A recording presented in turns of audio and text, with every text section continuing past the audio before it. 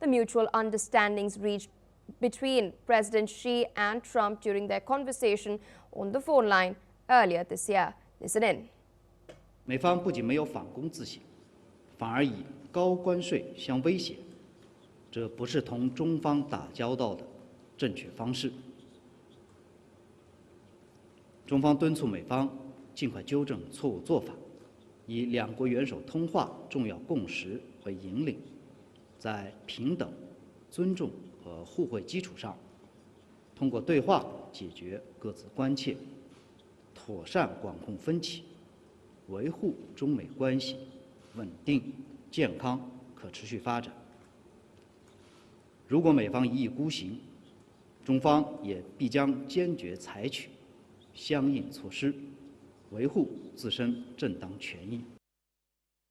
Those comments of American Treasury Secretary Scott Bessent, who had made some remarks in a televised interview last night where he stated that China is fueling this trade war by purchasing Russian and Iranian oil, whereas the United States is fighting for peace in the world. Bessent has also called China's export controls and has announced on the day of the signing of the Gaza Peace Treaty as highly inappropriate and an attempt to get leverage before the meeting between Xi Jinping and Donald Trump, which is scheduled for later this month. Take a look. The Chinese economy is doing very poorly, and maybe they're trying to take focus off of that. Two, China, as opposed to the United States is pushing for peace in the world. China is financing war. China purchases of Russian oil is financing the Russian war machine. They purchase Iranian oil, and we have been calling them out on that. So maybe it was to distract from that. And three, maybe it was a mistaken attempt to try to gain leverage before the two leaders meet in Korea in October. And I can tell you, trying to get leverage in front of a meeting with Donald Trump is a bad idea. Meanwhile, global oil prices have also responded to the latest back and forth between American and Chinese representatives. The Brent crude futures has risen 18 cents or 0.28% to $63.50 a barrel. Meanwhile, U.S. West Texas Intermediate crude was at $59.65 a barrel, up 16 cents or 0.27%. Now, in the previous session, Brent had settled 0.9% higher and US WTI closed up 1%. Now, the prospect of improved trade relations between the world's two largest economies has historically buoyed oil markets as investors anticipate stronger global growth and increased fuel demand. However, recent developments, including Beijing's expanded export controls on rare earths and Trump's threats of imposing a fresh 100% tariffs and software export restrictions starting November 1st, have now weighed on the sentiment. Last week itself, oil prices posted weekly losses and touched their lowest levels since May. With us on the broadcast is Mr. Andrew K.P. Leung. He is a strategist focusing on China's economy and its policy, joining us from Cairo. Thank you so much for taking out time and speaking to us on NewsX World. We've been tracking the global oil prices, but now with China's port fees and the restrictions on American ships that are going to be imposed, how will this hurt U.S. in particular and the global markets in the long term if both countries do not back down? Well, of course, all the dynamics is not about oil. Oil is only one a particular aspect of the fraught relationship between the United States as the world's largest power and largest economy, and China is the second largest economy, but the world's largest trader and largest manufacturer by far. But first of all, there are a number of strengths. First of all, the kind of negotiation, the kind of tactics applied by the United States, and in fact, most of the Western countries, is that you can just pick and choose as to what issue you want to talk about and forget about the others, as if you can just pick your winners and then force the rest on your counterparts. But that's not the way to negotiate with China, coming from a different civilization. The mentality is holistic. In other words, you just can't put a knife in my back on the one side and talking nice to me on another. But the whole thing must be looked at holistically. Yes, if there are problems overall, then let's talk about them in totality, so as to balance the relationships in its entirety, not just one by one. So that's, that translates into what's happening. The first statement by the Chinese Foreign Ministry saying that that's not the way to negotiate. But secondly, as far as the Iran is concerned, and for that matter, Russia over Ukraine, China's always the policy is for stability and for any conflict to be negotiated, to be discussed peacefully rather than through coercion.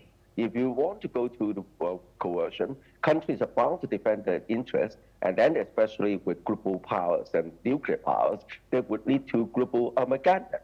So that's a second dimension of the broad relationship, in the sense that, of course, China has been buying oil from Iran, from Russia, but that's a long, long time ago, even before the conflicts happened, because China is an energy deficit country, and all these others are deficit surplus countries, and the two economies are intertwined. It's not as if China is trying to help the war.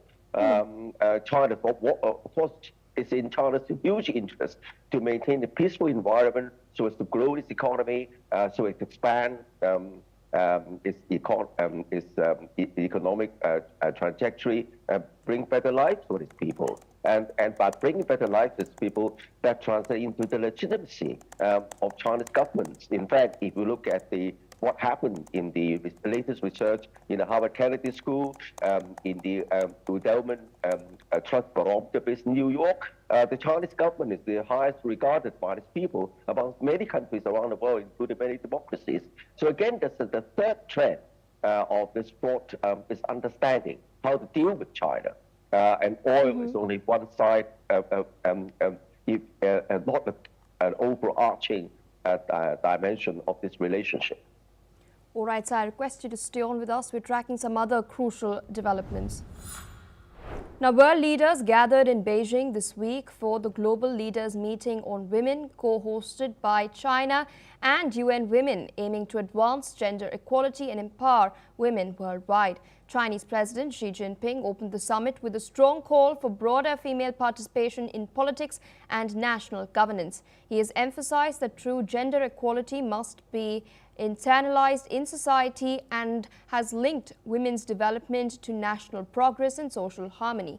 Meanwhile, leaders from Ghana, Iceland, Sri Lanka, Dominica and Mozambique are attending the two-day summit.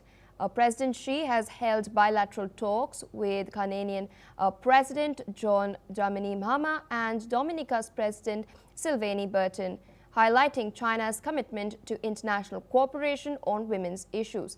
Now, the summit comes amid growing global calls for stronger female leadership, and it also comes as China is facing criticism over the lack of women in top government roles.